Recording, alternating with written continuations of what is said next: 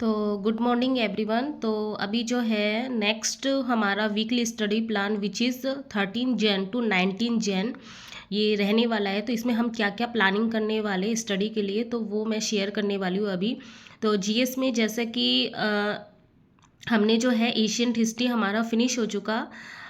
तो अभी जो हमें नया स्टार्ट करना है वो है मिडिवल हिस्ट्री। तो मुझे लगता है 1 वीक में ये फिनिश हो जाएगा। अदरवाइज जो भी थोड़े बहुत टॉपिक रहेंगे हम नेक्स्ट वीक में ऐड कर लेंगे, लेकिन ट्राई हमें करना है कि मिडिवल हिस्ट्री जो है इसी वीक फिनिश हो जाए।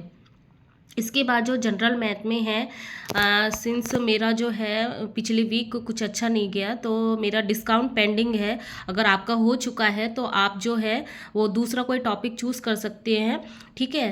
एवरेज चूज़ कर सकते हैं, कोई भी जो आपने नहीं पढ़ा हुआ। तो मेरा ये पेंडिंग था, तो मुझे इस वीक इसको कंप्लीट करना है। और प्लस आपको ये जो मस्ट है ये करना ही करना है, आपको प्रैक्टिस डेली करना है। 20 क्वेश्चन मिक्स्ड जो भी आपके होते हैं, जो भी हो गया, जैसे परसेंटेज प्रॉफिट लॉस ये आपका हो गया, जैसे मेरा हो गया, डिस्काउंट पढ़ रही हो, तो इनका सबका मिक्स आपको प्रैक्टिस करना है। और इंग्लिश में जो है रानी मैम वोकैब जो उनका चैनल है उसमें वोकैब सेक्शन में आप जाओगे तो वहाँ पे WXYZ का ये मेरा पेंडिंग था, तो इसका 1 वीडियो मुझे इस वीक फिनिश भी करना है। प्लस मैंने क्या किया क्योंकि ये मेरा जल्दी हो जाएगा तो मैंने ऐड कर दिया रिवीजन ए वर्ड, क्योंकि मेरा ए वर्ड मेरा फिनिश है। रानी मैम को ही फॉलो करती हूँ मैं, तो ए वर्ड मेरा बहुत अच्छे से मुझे आता है, तो इसका रिवीजन भी हो जाएगा। और 50 जो ईडियम्स है वो डेली का हमें करना है, इस वीक से हमें स्टार्ट करना है। तो 50 इंटू अगर हम 6 करेंगे 300 ईडियम्स हमारे हो जाएंगे। तो ये टारगेट रखना है, वीक में हमें 50 मतलब 300 हो जाने चाहिए, क्योंकि ईडियम्स है इजी होते हैं, क्योंकि उसमें वोकैब तो है नहीं, स्टोरी फॉर्म में आप जल्दी याद कर सकते हो। अगर 50 ज़्यादा लग रहे हैं तो 20-30 अपने अकॉर्डिंग कर सकते हैं, तो ऐसा है। तो हिंदी में इस बार जो है मैंने स्टार्ट किया है 10 पर्यायवाची डेली हमें करना है, क्योंकि पर्यायवाची ना आप अगर एक दिन लेके बैठोगे या 1 वीक आपने टारगेट बनाया कि पूरी जितनी भी पर्यायवाची है सारे आप करोगे, तो आप भूलने लगोगे। जैसे वोकैब में इंग्लिश में होती है ना, उसमें हम भूलते हैं, इसमें भी भूलते हैं, क्योंकि एक वर्ड के बहुत सारे पर्यायवाची बनते हैं। तो इसलिए मैंने टारगेट रखा 10 ही करने हैं ओनली, लेकिन डेली करने हैं। तो इस हिसाब से अगर 6 डे भी आप वीक में 6 डे भी करते हो तो 60 आपके हो जा रहे हैं। फिर हम चेंज करके फिर पढ़ेंगे कि हमें क्या करना है नेक्स्ट।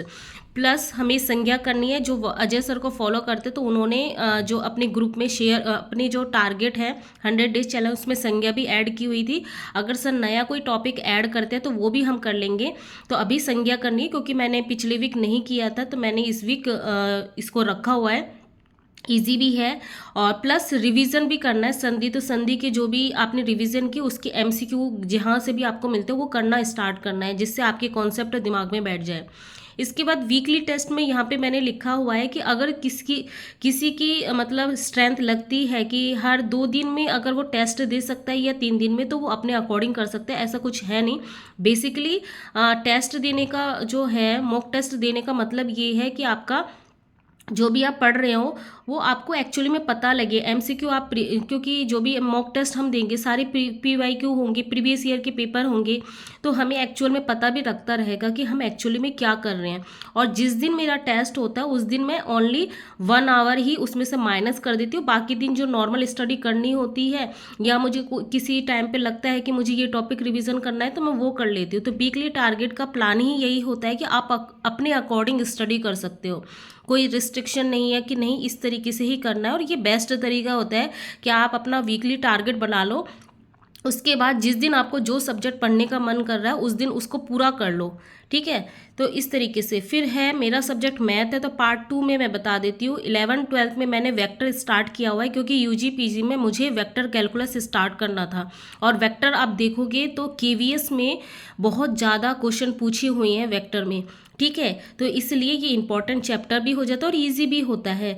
और इसके साथ मैंने लिखा नहीं है, इसके साथ प्लस तो इसके साथ डेली जो करना है हमें 1 आवर डेली प्रीवियस जो भी टॉपिक हो चुके, जैसे इंटीग्रेशन हो चुका, सीक्वेंस सीरीज हो चुका है हमारा, कॉम्प्लेक्स नंबर हो चुका है हमारा, तो इस तरीके से जो भी चैप्टर हो गए उनका मिक्स्ड आपको क्वेश्चन करना ही करना है, नहीं तो फिर वही हो जाएगा, आप भूल जाओगे।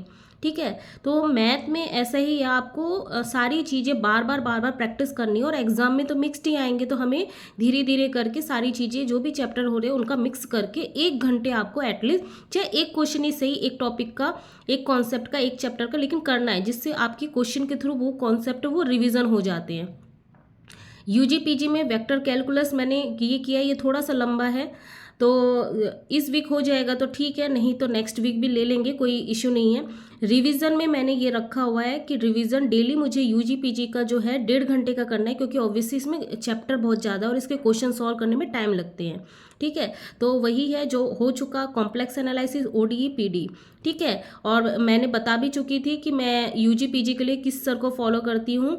मैं जो यूट्यूब में सर है जीपी सर, गजेंद्र पुरोहित सर, उनको मैं फॉलो करती हूँ। ठीक है, तो आप भी उनको फॉलो कर सकते हैं, लेकिन वही है, कॉन्सेप्ट आपको यूट्यूब में कहीं से भी आपको समझने में मिल जाएंगे, लेकिन प्रैक्टिस आपको करनी है।